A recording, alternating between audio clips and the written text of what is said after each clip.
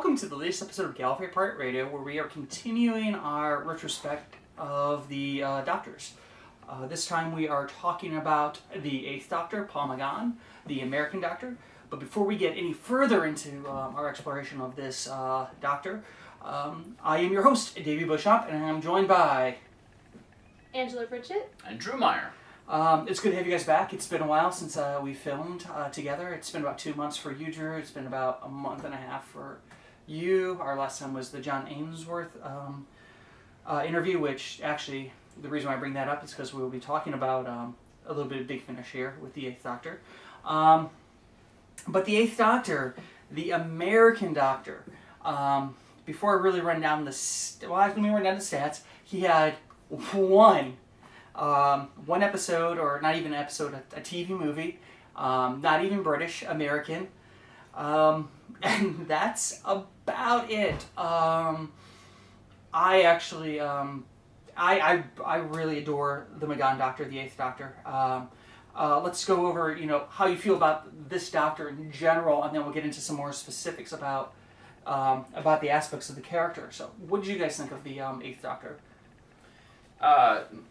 The 8th Doctor movie in '96 kind of brought me back into Doctor Who. I taped it. I have a VHS copy with the Doctor Who special and the pilot for the Forever Night, which was the old... actually, it was called Nick... I think it was actually called Nick Knight was the pilot with the Canadian show about vampire cops. Yeah. So I had both of those on VHS, and I used to watch those a lot. So in many ways, the wilderness years for me was taken up entirely by McGann. He was the only Doctor for a really long time. I love McGann. He's one of my favorites, so... McGann, yeah. So some more of the stats beyond the short little bit of time we had with him. He only had officially one companion. That would be Grace Holloway, Dr. Grace Holloway. He was the first kissing Doctor. First Doctor to ride a motorcycle. No, that can't be right. Yeah. Are you telling me? Yes. That the third Pertwee didn't get on a motorcycle? No. Wow. Not that I know of. The quote-unquote American Doctor. Yeah. One thing that sort of sets him apart from, and the only reason why he's even considered canon before, of course, Moffat in the Name of the Doctor was, we actually had the official Regeneration from the 7th to the 8th Doctor. McCoy was nice enough to come over to the States to a wonderful TARDIS interior, possibly one of my favorites, and do the regeneration scene to McGann, which is something we didn't even have. Which takes a very long time, because he's in the first third of the movie. Yeah, because we didn't even get a regeneration scene from the 6th to 7th Doctor for various reasons.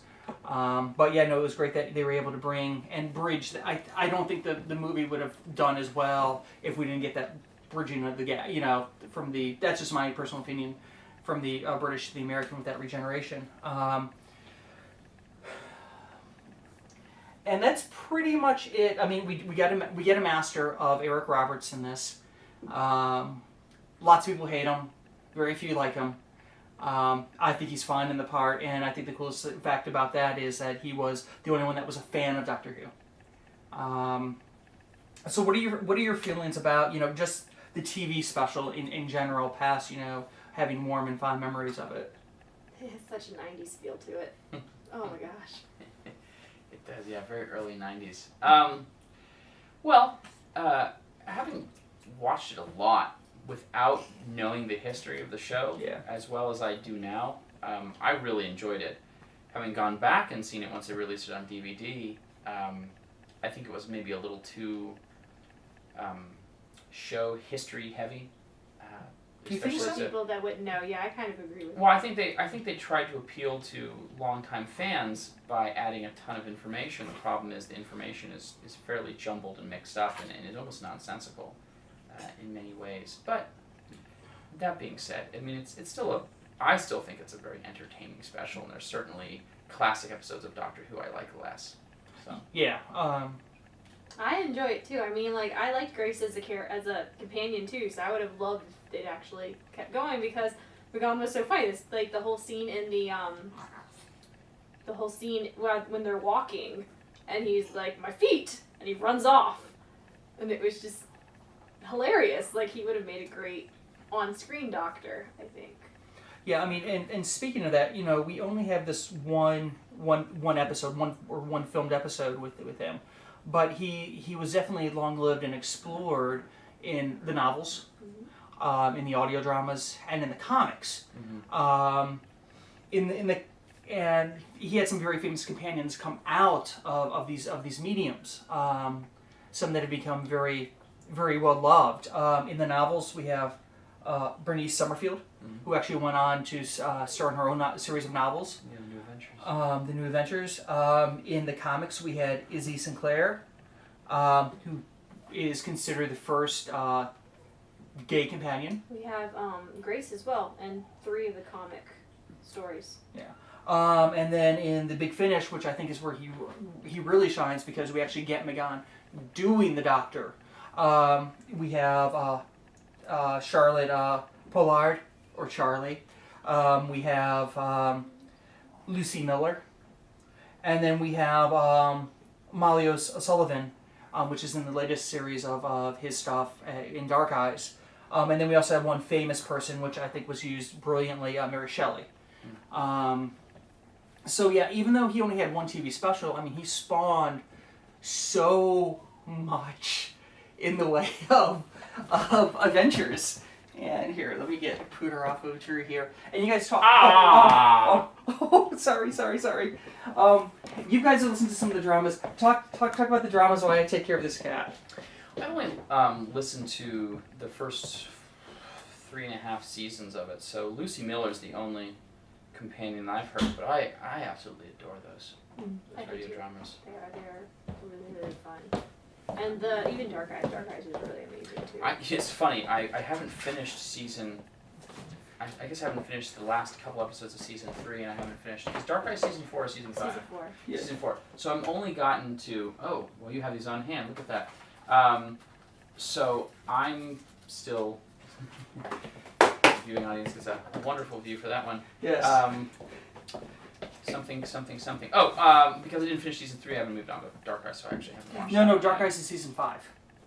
No, Four. season 4 I have not been able to get a hold of yet. Okay, so I haven't listened to season 4 or Dark Eyes. Yeah.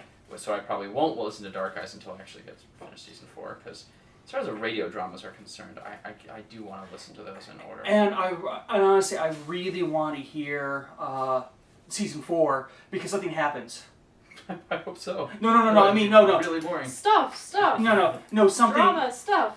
No, something major happens to one of the characters. Cool. In that, because they started off along with the other classic doctors of Davison, Colin, McCoy, and McGann in the main range, where they would alternate each month with one of those doctors until it was warranted that the 8th Doctor get his own range, so he could have his own seasons. Because right now, I thought they were pretty much all amazing.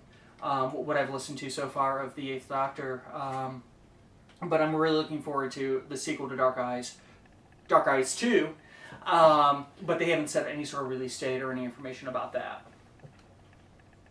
Yeah. So out of the Big Finish audios, because sadly I have not read enough of the novels to really talk about the novel adventures, right. And I haven't read enough of the comics to talk about the comic adventures, but... He's alone for some of the comic adventures, so it's just the 8th Doctor. There's a bunch where he doesn't have companions, there's a bunch of stories where he does. So they're kind of hit or miss, depending on... Yeah. Some of them are kind of campy, funny stories, because I have 2 of the 3 volumes of his comic run. Does he pick up proxy companions during the story? He'll have, like, specific characters that are way more dominant than anyone else. Gotcha, but no one who travels in the TARDIS. Well, he does, like I said, Grace is in 2 stories and in a dream sequence. Yeah, I mean, he had 9 companions in the novel. In the comics, he had 1, 2, 3, 4. He had 6 different companions in the comics. In the comics, some of them are the same from the novels, and then Grace Holloway. Yeah. So. And even in the audios, there's some companions I haven't seen yet. I guess those are from the main range. Because sadly my computer died that had the entire main range of his adventures, and I've not been able to recover those yet. But those I've listened to have been pretty amazing. Yeah, sadly there's not a lot to say about the 8th Doctor because we only have the one story, and everything else is comes from the comics, the novels, and the audios. And some people might argue that those aren't canon, but after talking to John Ainsworth, I mean, all this stuff has to be approved by the BBC and the Doctor Who teams. Well, you talk about the movie and saying that it's American. There was a BBC supervisor there. Oh yeah, no. The reason why whole filming. Well, I mean, the reason why I call him the American Doctor is because Americans wrote the script. Yeah. It wasn't, a British-run script. It wasn't a British-run company. It was actually a division of DreamWorks that did this. I mean, that's the reason why I call him the American Doctor. I was just saying that there was BBC involvement. Oh yeah, I mean, BBC had to clear everything. Which, and at the time, they were pretty much, Steven Spielberg's company wants to make a Doctor Who episode. We're going to let him do whatever he wants for the most part. And sadly, he did.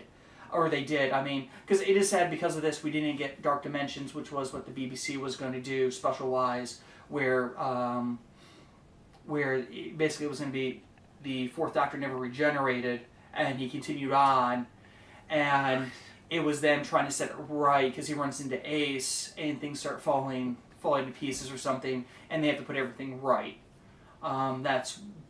That is what it was going to be, but because they were dealing with the Americans, they had to 86 anything, and that's what we ended up getting. So I want to talk about the one controversial bit about the Eighth Doctor, and I think it's important, is the whole I am half human shtick. Yeah. On his mother's side. Yeah. Well, I mean, it's like almost anything else in Doctor Who. Doctor lies. Yeah, the Doctor lies. Yeah. And they haven't mentioned it again. Might they? Possibility. Well, from what I understand, because I've never read the books, but I somewhere in the New Adventures they actually do talk about it, and supposedly, because he was so close to a human when he regenerated, he was on the planet Earth, and he was in such love with humans from the 7th to the 8th, he regenerated as part human. That's how they discussed it out. Whether that's true or not, I mean, who knows? Who cares? But it's sort of been pushed under the rug. Well, anytime you deal with Time Lords or Gallifreyans in Regeneration, you have a problem. I mean, the Doctor was one of the last groups of Gallifreyans to be born through sexual contact. After that, they're all woven in the loom. Yeah. He's part of House Lungbarrow. Yeah, which most people don't know about because that was in one the of New the Adventures. Yeah, which I haven't read because it's $100 a pop. But, they actually have it for free online. They actually provided it for free online. You can actually cool. get the PDF version, which I have on my iPad, which I started to read. Because originally that was actually going to make it into McCoy's run, which would have been really, really interesting when he dropped off. Of course, this, I talked about a little bit of this in the previous primer. But yeah, no, that was because he was going to drop Ace off to study on Gallifrey to become a Time Lord, a human Time Lord, which is a very interesting concept in itself. It's kind of sad that Doctor Who ended when it did, because I think if they would have given another season, there could have been some amazing stories told. Yeah, absolutely. But is there anything else you want to say about the Eighth Doctor? Anything from the interior of the TARDIS? Because that's the first time we get this majestic sort of Victorian steampunk sort of interior. We get to see the Eye of Harmony for the first time. I mean, there's just lots of really cool things that do happen in the special. I mean, we even do get the cloister bell, which was awesome. They kept that. They kept some of the classic sound effects. Mm-hmm. Yeah, I mean, when they put some of the history to good use, I just feel like it was maybe a little too much of it. But no, like I said, Tom Baker was my first Doctor, and in many ways, McGann is my Doctor, because that was this is embarrassing to admit, but I thought the Doctor in the show was supposed to be half human because of that movie for years up until 2005. I was like, oh yeah, he's a half human, half alien guy. He's got 2 hearts. He regenerates. I used to think that Oscar Wilde was a Time Lord because he looked just like Paul McGann. That's awesome. Yeah, but no, I dig him, and I think if I could have any one thing on the 50th anniversary, it would be the return of Paul McGann. Mm-hmm. So, and I know there's rumors flying, and I'm just trying not to listen to any of them right now. So. Well, just because you bring up the 50th, one other thing I want to bring up about McGann before I bring up the 50th is he's also one of the few Doctors that had a, which is kind of cool, a sort of canonical costume change. I mean, like in the comics, you know, they had to do with Colin, they had to make it all blue because it's just not it wasn't practical or even possible back then to do his jacket. Nowadays, I think it'd probably be more possible with the way we use computers to print stuff now. But I mean, he had a full on that, you know, was approved by the BBC costume change, which has carried through to the audios, where he, you know, lost the hair, has a messenger bag, you know, almost the one step closer to being what he looked like costume-wise with the Ninth Doctor and Eccleston. Yeah. Because that change occurred actually in Dark Eyes. That's where that official, because I noticed, which I can't believe I noticed this before, is like even on the covers of all the DVD sleeves or CD sleeves, he has the new look, the shorter hair and stuff like that. And Weta actually created him his own sonic screwdriver too, which was kind of cool. Neat. So yeah, he's got a costume look on the audio thing. So even though you can't see him, someone's gonna mention that he looks different. Yeah, because they made a big presentation at, I think it was an Australian convention, where he came out in the new official. In Doctor Who magazine, they did a whole like 3 or 4 page spread of just introducing his new look and talking about Dark Eyes and stuff like that too. I think it's very interesting that they made a big deal of it, because I would say, with the exception of maybe Davison and McCoy, all the Doctors changed costumes at one point in time, or several times. I mean, you never saw Pertwee in the same cloak and outfit. There was always different colors and. Well, I mean, McGann had like, you know, I mean, like even the hair was different for him. I mean, because they whacked it all off. Yeah. They didn't want to put that wig back on. Well, yeah. Well, to begin with, he wanted to have short hair, and they said, nope, They're Doctors like, no, have crazy hair. They liked his look from the Three Musketeers. Right. That's how they casted him. They saw him in Three Musketeers, and then he had already chopped his hair off from the part. And they were like, well, we liked it with the long hair, and so they brought the wig in. Which in a way, this is also showing you how sometimes the person playing the Doctor does eventually have say about how the Doctor looks. Because like one thing with going back, McCoy was gonna, you know, fight to get rid of the question marks off his sweater if they continued on the season.